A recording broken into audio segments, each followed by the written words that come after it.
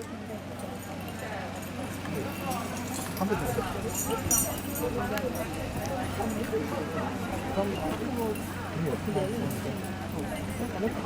組にもこのようにたくさんの皆様が参加くださいまして誠にありがとうございます。本日は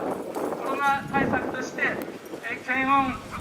お名前の記入、そしてマスクを配布いたしまして、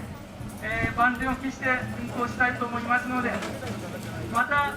このような今日は気温も高い日になりましたので、熱中症にも気をつけながら綱を引いてですね、マスクして苦しいと思ったら列から離れてマスクを外して深呼吸してまた綱に戻って構いませんので、帰る時まで十分体調には気をつけて、運行したいと思いますので、一つよろしくお願いします。また今日は、7時から花火の打ち上げもございますので、最後まで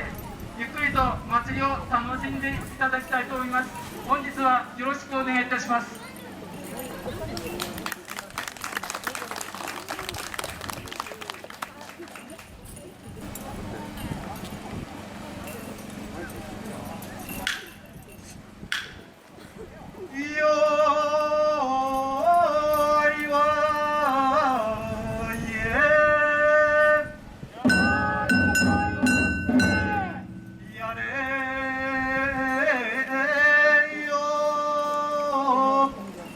長